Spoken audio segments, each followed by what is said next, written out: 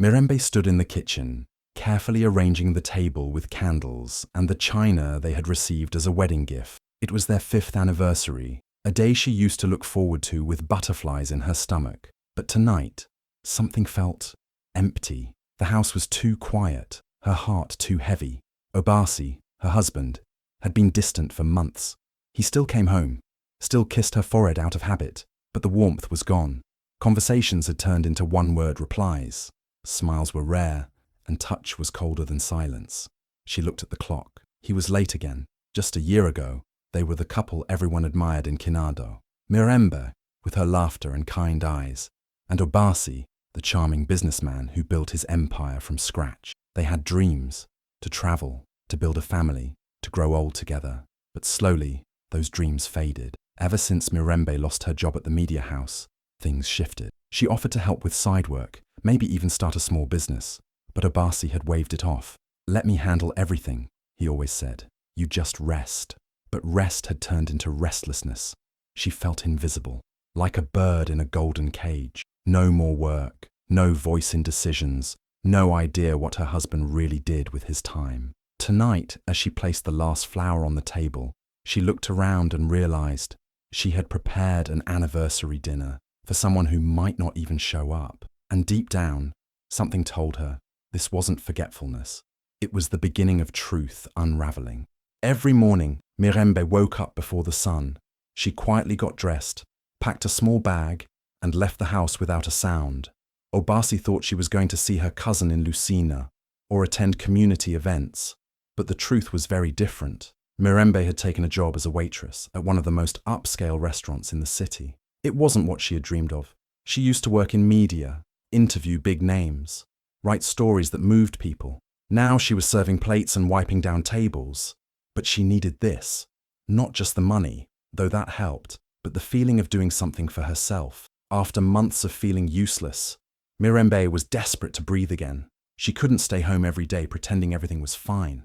Obasi had made it clear he didn't want her working. He kept saying, "I've got it all under control." But she didn't feel in control. She felt like a shadow of herself. The job was tough. Long hours on her feet, rude customers, aching back. Sometimes she had to smile when her whole body wanted to cry. But there was also something beautiful in it. The restaurant had large glass windows, chandeliers that sparkled, and the kind of music that made you feel like you were in another world. Her co-workers were kind, especially Zuri, who always cracked jokes during stressful nights and slipped her leftover pastries. Mirembe never told Obasi. She couldn't. She knew he would be angry, not because he cared, but because he hated not being in control. So she hid her uniform in her bag, changed in public bathrooms, and used cash for transport so he wouldn't see anything strange on the bank statements. Each night, as she rode the bus back home, she looked out at the lights of Lucina and reminded herself she was doing this for her. It wasn't the life she imagined, but it was hers, and for now, that was enough to keep going. The restaurant was buzzing that night. A big VIP reservation had everyone on edge. Extra candles, fresh flowers, the best wine. Mirembe had been assigned to their table. Her manager told her, "Be extra careful with this one. They're important." She nodded, tying her apron tighter, brushing a loose strand of hair behind her ear. It was just another shift, or so she thought. She carried the tray with steady hands, her face calm, even though her feet ached from hours of walking. As she turned the corner to the private section, she saw the couple sitting by the window, soft jazz playing, wine glasses half full. The woman wore a stunning red dress, laughing softly, eyes locked on the man across from her. And then her heart stopped. It was Obasi, her husband, sitting there across from another woman, smiling, leaning in, feeding her dessert with a small silver spoon. Mirembe froze, the tray still in her hands, her legs suddenly too heavy to move. Her mind raced.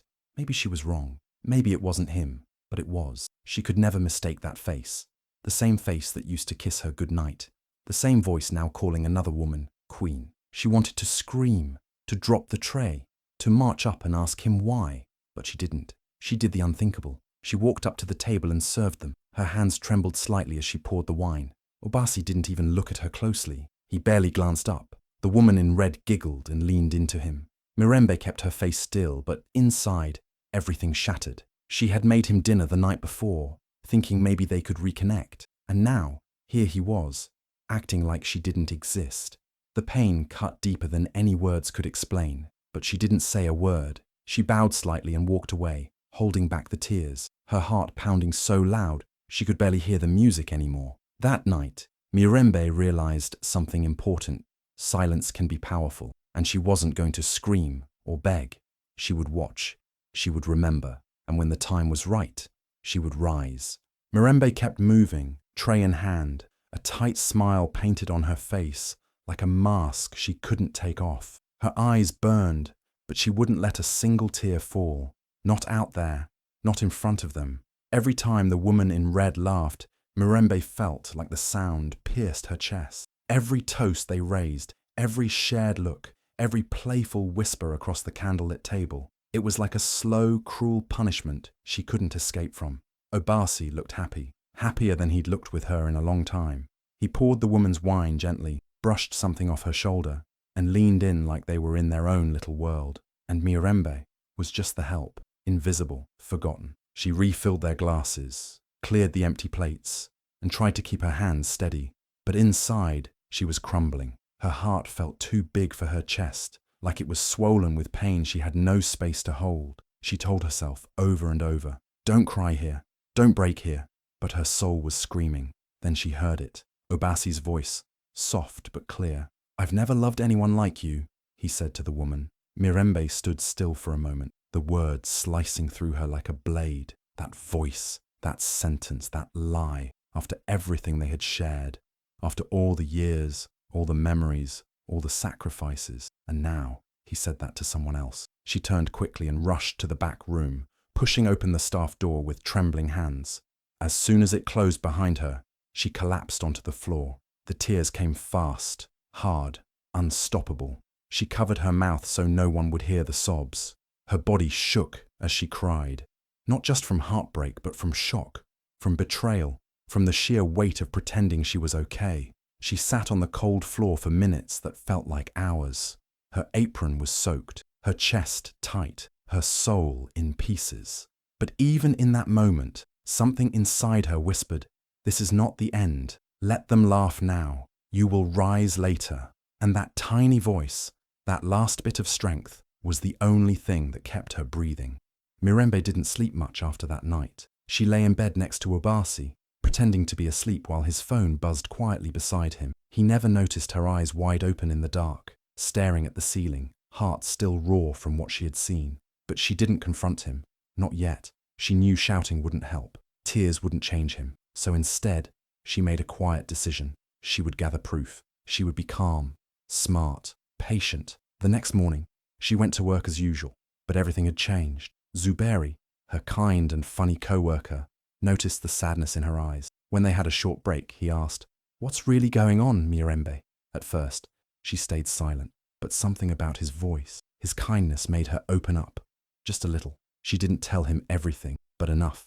Enough for him to say, "If you need help, I'm here." And he meant it. They started watching. Obasi came to the restaurant more than once, always with the same woman, always acting like Mirembe didn't exist. Zuberi helped her snap photos discreetly. Mirembe started recording voice notes of things Obasi said, not just at the restaurant, but at home too. Quiet phone calls in the hallway, whispered good nights that didn't belong to her. She even found receipts in his pockets when she did laundry, expensive gifts, hotel stays, dinners she never knew about. She saved everything. Each piece of evidence went into a hidden folder on her phone, labeled under a fake name. At work, she kept her head down. At home, she played her role. No arguments, no signs, just silence. But behind that silence was a woman building her strength piece by piece. Zuberi often reminded her, "You don't need to fight loud to win. Some battles are won in silence." And Mirembe believed that. Every laugh she faked, every smile she forced, was part of a plan. She wasn't going to scream. She wasn't going to beg. She was going to rise, with proof in one hand and power in the other. The invitation came in a shiny white envelope with gold letters. An evening to celebrate love, hosted by Obasi and Mirembe. Mirembe stared at it for a long time. She almost laughed. After everything, he had the audacity to throw a party in the name of love, with her name on the invitation, like nothing was wrong. He probably thought she would smile, show up in something quiet, and play the role of the loyal wife once again.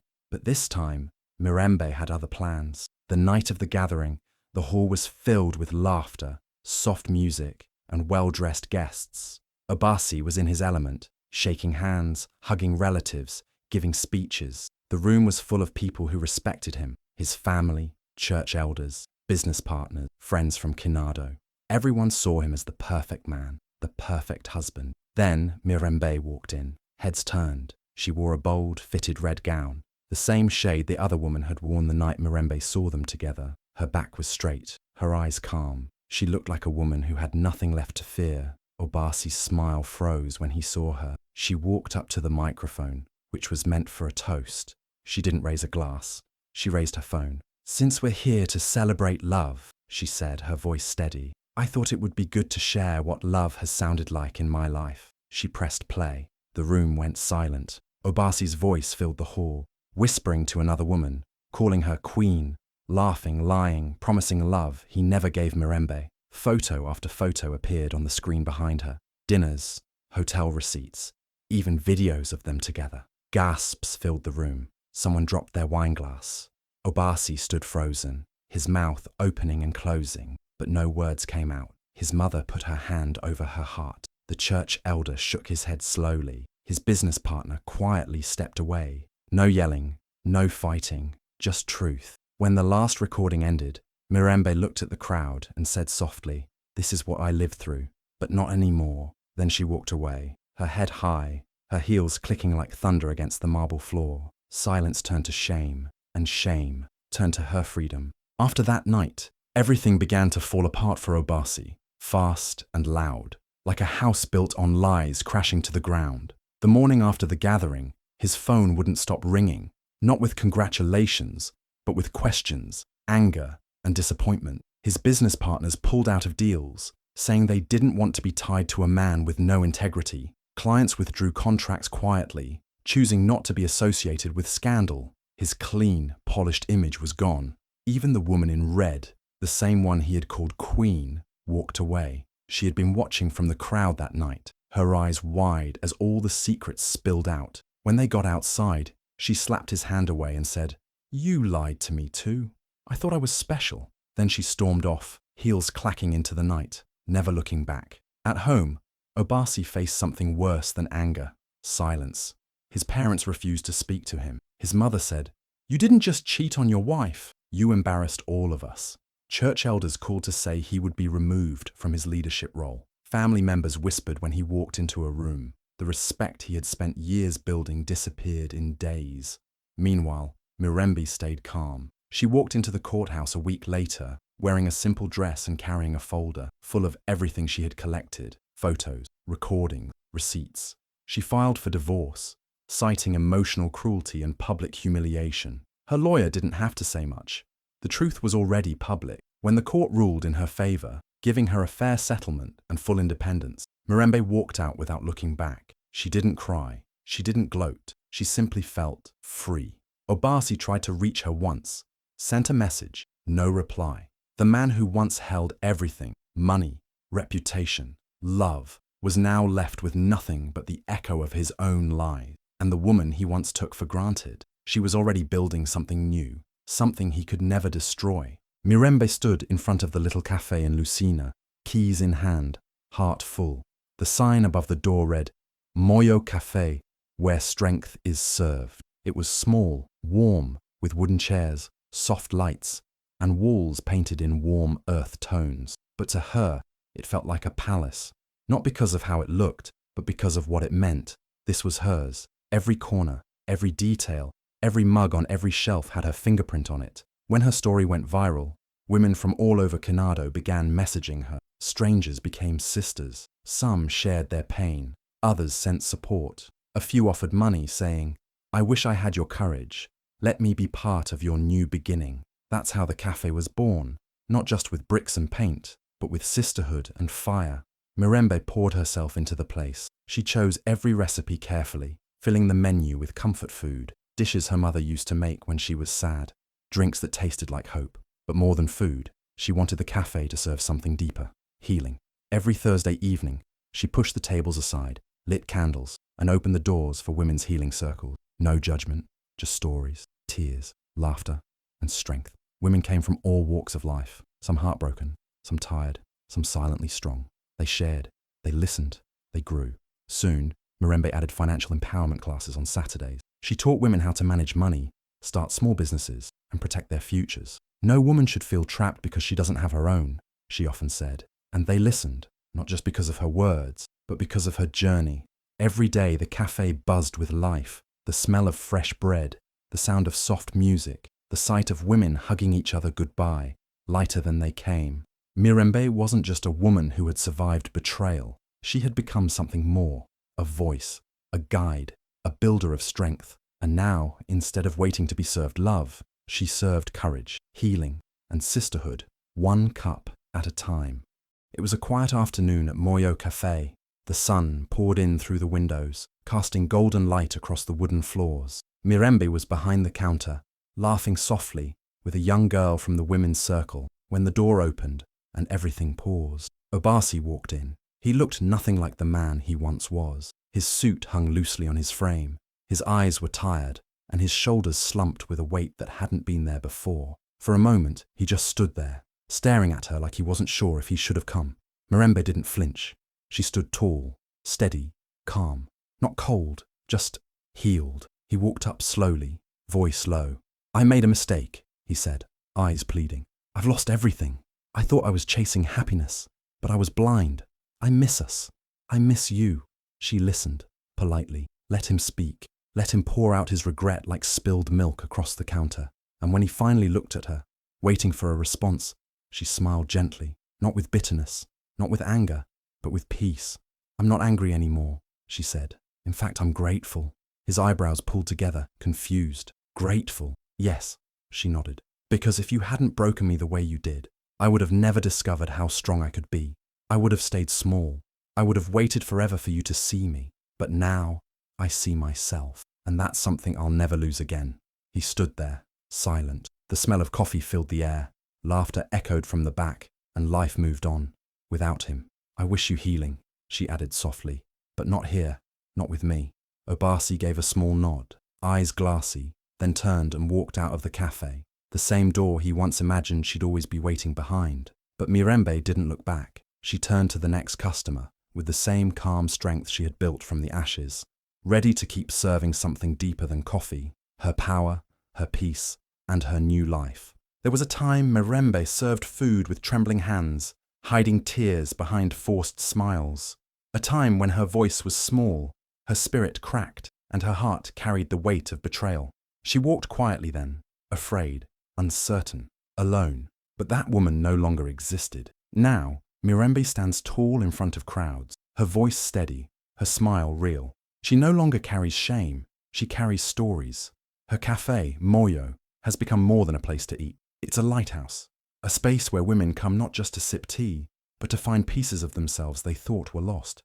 Where pain is shared, but so is power. Where healing is louder than heartbreak. Her story, once whispered in the dark, now spreads like wildfire across Kinado. Videos of her bold speech at the family gathering went viral. People reposted her courage. Women wrote to her saying, "You gave me the strength to leave," or, "Because of you, I finally started again." She became a symbol, not of a perfect woman, but of a real one. A woman who broke, rebuilt, and bloomed. Mirembe now travels across the country, speaking at national women's events.